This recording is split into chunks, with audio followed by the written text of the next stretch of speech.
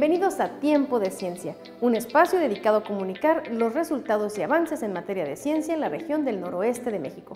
Este es un día muy especial para nosotros, contamos con la presencia del doctor Arturo Fabián Mulia, que viene a platicarnos de dos especies muy carismáticas y que además están en la cultura de los sudcalifornianos, el pez dorado y el pez martillo. Iniciamos. Amigos, ¿qué tal? ¿Cómo están? Como cada miércoles en Tiempo de Ciencia, después de 6 años estando al aire, gracias a la gentileza del Instituto Estatal de Radio y Televisión de Baja California Sur, el día de hoy abordaremos un tema que seguramente usted va a detenerse, como tantas personas se detienen a decirnos en la calle: oye, vi el programa, y eso se lo agradecemos muchísimo, muchísimo. Fíjese bien, vamos a hablar de dos especies muy carismáticas, de una investigación que está en proceso, pero antes salimos a la calle, como cada miércoles, a preguntarle a usted: ¿conoce usted el pez dorado y el pez martillo? ¿Sabe cuál es la utilidad de ambos? Regreso con usted. Sí, pues el dorado tiene una importancia muy grande como pesca deportiva y pues también se pesca comercialmente para alimento. El tiburón martillo se pesca también comercialmente, aunque ya no hay mucho. Ya se acabó aquí en estas zonas, ya o está a punto de acabarse, pero sí, se pesca por su carne y pues las aletas, ¿no? Es lo que primordialmente se pesca. Actualmente lo podemos implementar para la alimentación en lo que es el resto aquí a la población. También a su vez es pescado a través de lo que es la arte de pesca deportiva. Pues ambos peces yo tengo entendido que se consumen comercialmente. Y el pez dorado además se pesca en la pesca deportiva. Pues de otra utilidad biológicamente yo creo son depredadores tope y nada más. El pez martillo no, pero el dorado sí, y sé que se utiliza mucho para la pesca deportiva. Pues del dorado sé que lo utilizan como pesca deportiva, que su calidad de carne es buena y también se tiene la intención de cultivarlo. No, la verdad no los conozco. Y es el momento en el estudio desde aquí del Comitán del Centro de Investigaciones Biológicas del Noroeste de darle la más cálida de las bienvenidas a un investigador que se distingue por ser un investigador con temas de frontera de actualidad y además ser un investigador siempre dispuesto para los afanes de la divulgación. Doctor Arturo Mulia Melo, gracias. No tiene por qué. Dos especies maravillosas. Me recuerdo haberlas visto, particularmente el pez martillo, en aquellos libros maravillosos también editados en los 60, 70, sobre el Golfo de Cortés, el Mar de Cortés. ¿Por qué estas dos especies en la investigación que usted sigue, doctor? Pues en primer lugar, el tiburón martillo es una especie que hemos venido estudiando desde hace muchos años, o sea, no es nuevo el que estemos involucrados con esa especie. En particular, esa especie la venimos estudiando desde que estudiamos las montañas submarinas del sur del Golfo de California. Esta especie tiene sus migraciones en esta región y ha sido un atractivo turístico muy importante. El tiburón martillo, a pesar de que cuando se habla de tiburones entra cierto temor, en realidad es una especie inofensiva, no causa ningún daño, no es agresiva, se agrupa, y entonces lo que hemos hecho básicamente es estudiar el comportamiento. Y hemos encontrado hallazgos increíbles con esta especie, ¿no? Es uno, por ejemplo, de los hallazgos que hemos encontrado. Les hicimos un marcaje con marca satelital. Ya ve que eso es de lo que, como han venido evolucionando las marcas o transmisores satelitales. Entonces le pusimos uno a una hembra de tiburón martillo en marzo, por poner el caso, y 2 o 3 meses después lo recapturamos la información, no al animal. No, no. El animal fascinante ya, se fue, ¿no? Pero la información vía satélite la recuperamos. Entonces fue marcado en el Bajo Espíritu Santo y recuperada la información en la región de las grandes islas del Golfo de California. Entonces, bueno, por ahí se fue una hembra de tiburón martillo, pero lo interesante es que hace migraciones que pasan los 1000 metros de profundidad, en donde ya no encuentra luz, no encuentra oxígeno. Y entonces la pregunta es, ¿qué está haciendo primero, ¿qué está haciendo ahí? Y luego, ¿cómo le hace? Entonces, el objetivo general del proyecto tiene que ver con seguir el comportamiento de esta especie. Sí, sí. Doctor, es muy parecido al caso del calamar, que baja. ¿Este comportamiento es inusual, es nuevo? ¿No lo conocíamos? No lo conocíamos. De hecho, el artículo que ya se publicó sobre este tema es cómo el tiburón, en este caso el tiburón martillo, hace uso del hábitat en una profundidad mayor que no sabíamos. Muchos de los investigadores que han trabajado con estas especies sabíamos que un porcentaje muy alto de su tiempo lo dedican lo tienen en la zona que llamamos capa de mezcla, que a veces llega hasta 70 metros de profundidad la mayor parte del tiempo, y sabíamos sí que cruzaban esa profundidad y se iban más al fondo, pero con estos registros se van mucho más al fondo, ¿no? Entonces hacen uso del hábitat completo, o sea, realmente son animales que tienen unas adaptaciones fisiológicas increíbles, ¿no? O sea, pueden estar en lugar sin luz, sin con oxígeno, sí, muy limitado, prácticamente sin temperaturas cercanas al 0 grados.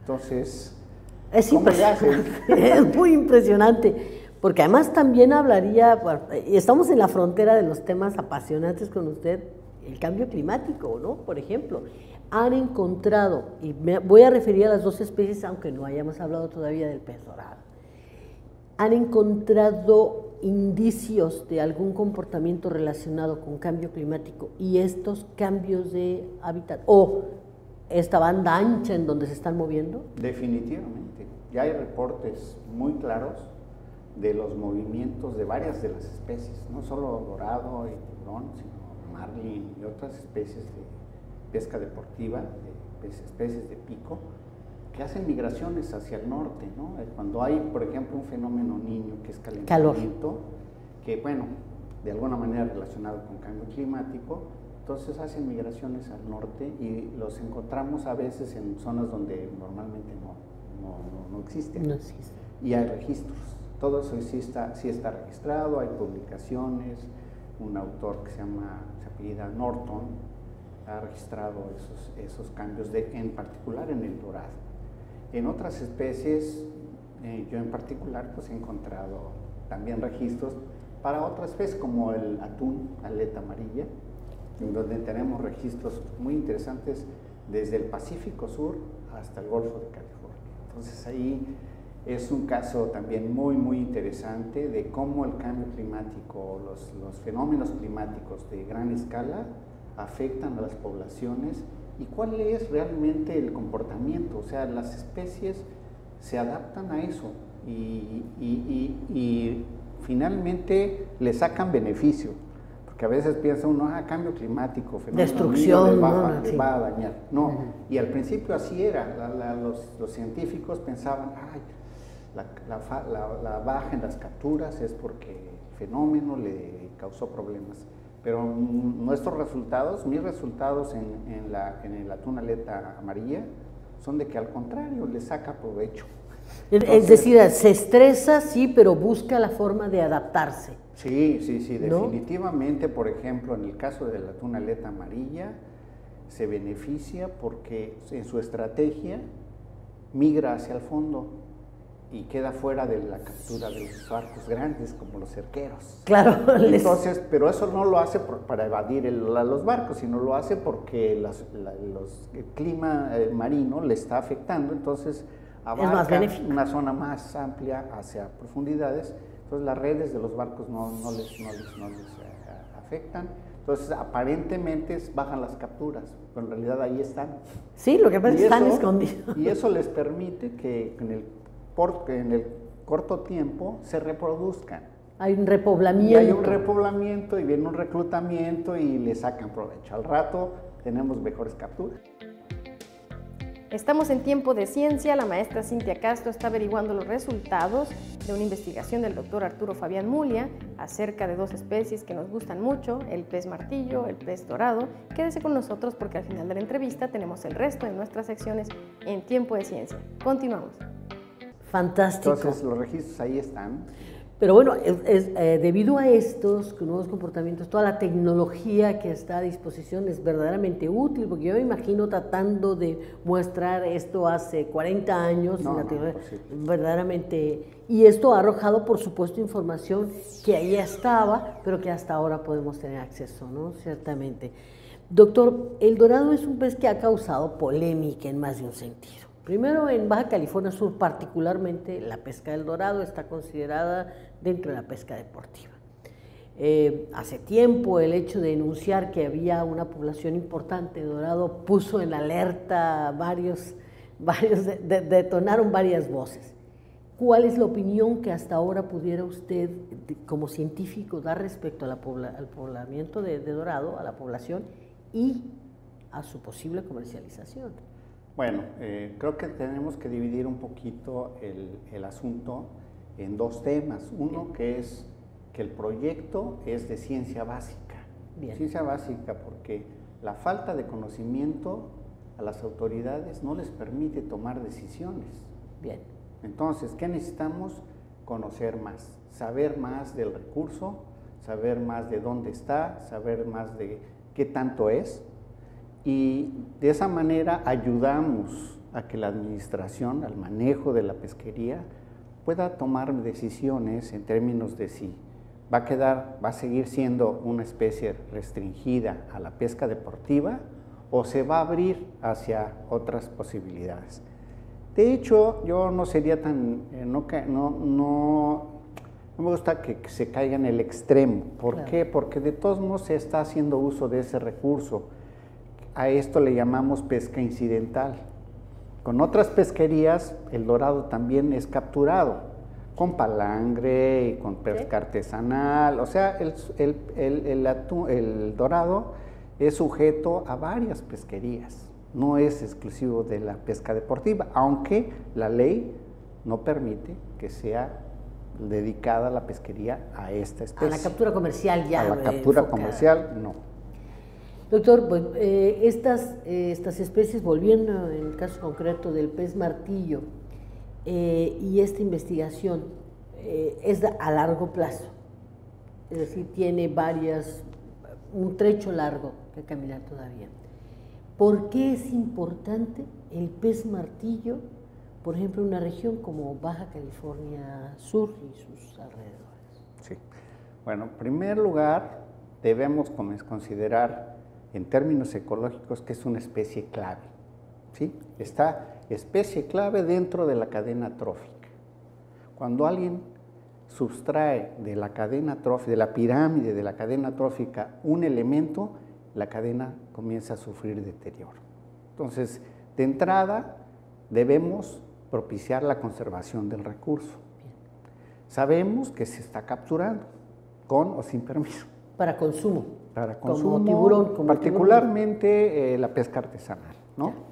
Entonces, y tenemos una cuestión ahí desafortunada, porque a veces la administración pesquera no es tomada con los elementos adecuados para permitir un mejor manejo.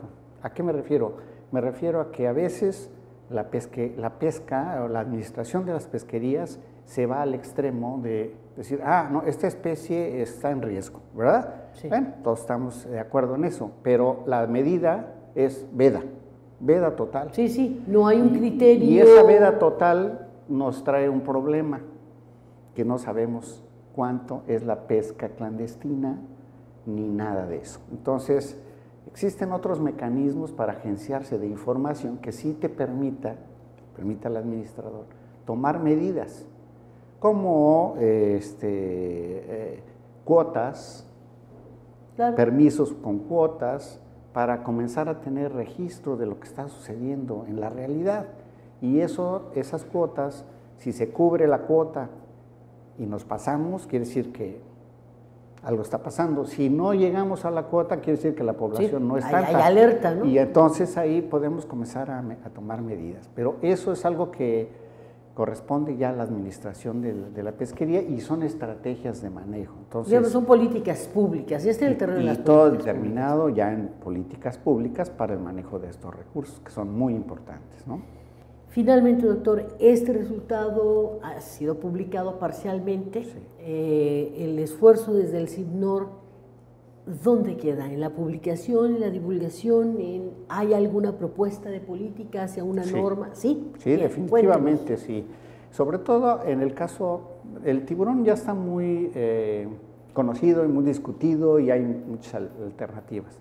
El caso del dorado es un poco diferente. ¿Por qué? Porque se sabía poco y habría pocas medidas administrativas. Entonces, hay una propuesta, de hecho en el tríptico que hemos difundido, hay una propuesta de áreas de protección, pero las áreas de protección serán determinadas con base a los resultados que estamos obteniendo en el proyecto.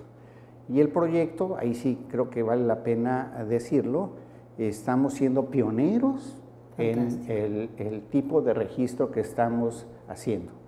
Tenemos una red de estaciones de monitoreo sumergidas a lo largo de la península y hasta las islas Revillagigedo.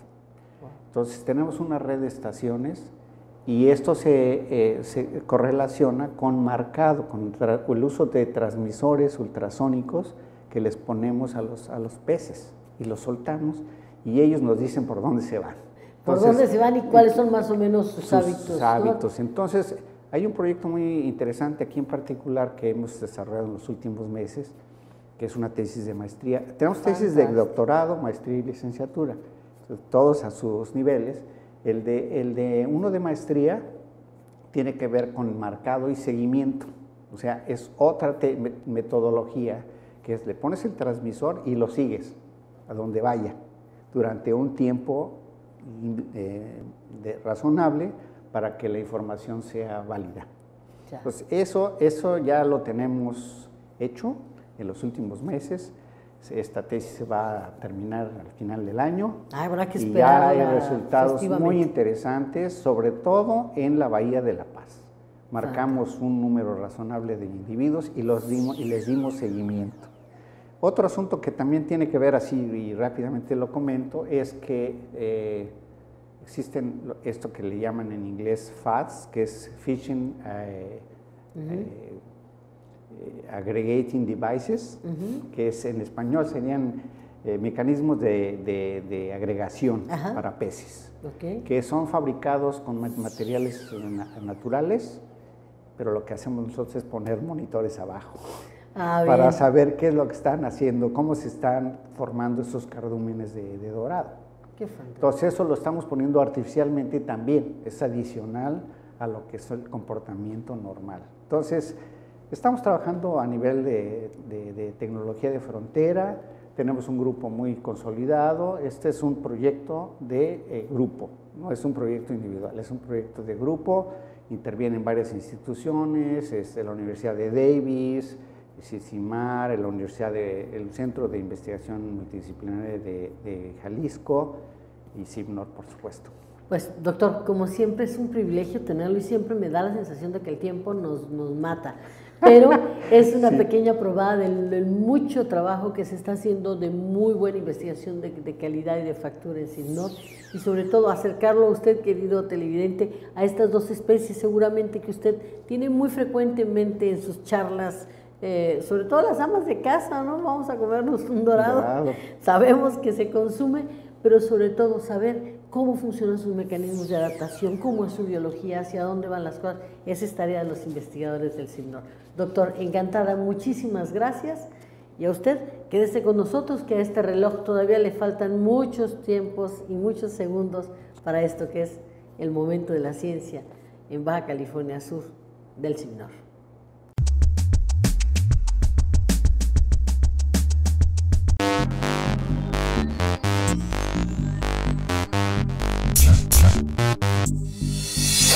La pesca en cifras.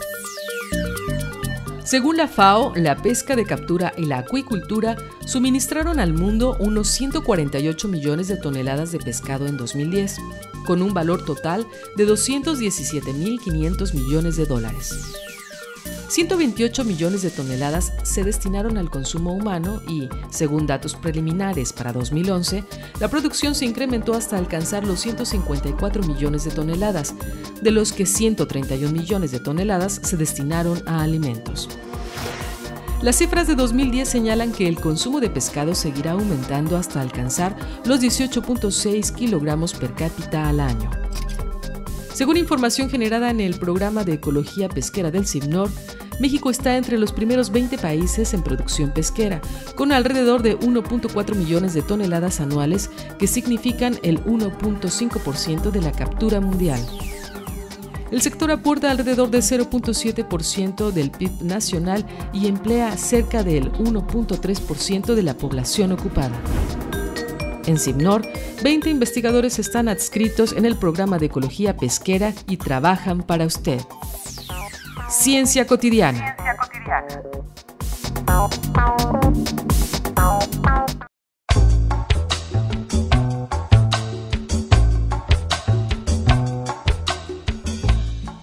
El pasatiempo principal de Pedro Cruz es el cine.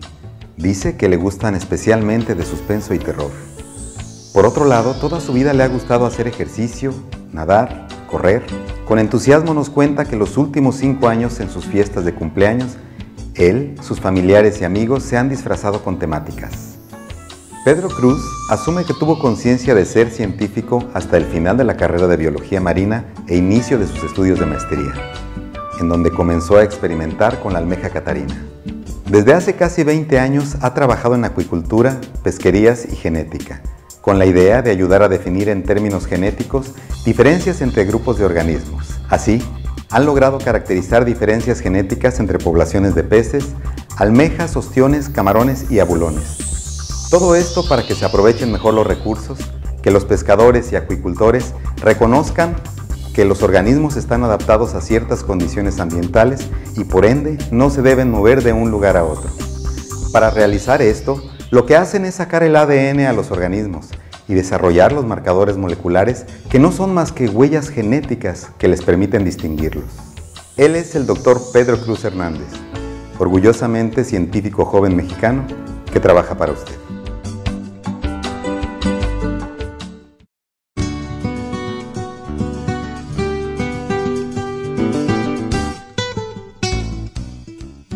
Uno de los mejores amigos del corazón es el chícharo. Esta es una planta herbácea trepadora de las familias de las leguminosas. Cada vaina contiene generalmente entre 7 y 9 semillas. Los guisantes crudos contienen un 78.9% de agua. Los guisantes tienen todo lo necesario para ser un alimento cardiosaludable, pues carecen prácticamente de grasa y de sodio. El almidón del guisante se transforma lentamente en glucosa durante la digestión, lo cual hace que sea muy tolerado por los diabéticos. Cuando los chícharos son tiernos, pueden incluso consumirse crudos. Resultan muy saludables y, por si fuera poco, sabrosos.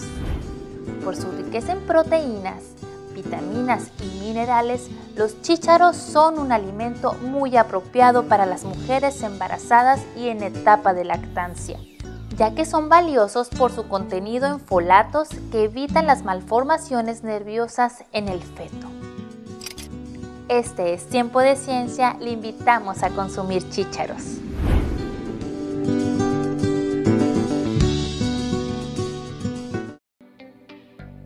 Muchísimas gracias por acompañarnos a una emisión más a través de la señal que nos proporciona el Instituto Estatal de Radio y Televisión, Canal 8. Si usted tiene su computadora o su móvil, puede visitar también nuestro enlace de YouTube en CIBNOR Oficial para ver este y los programas anteriores.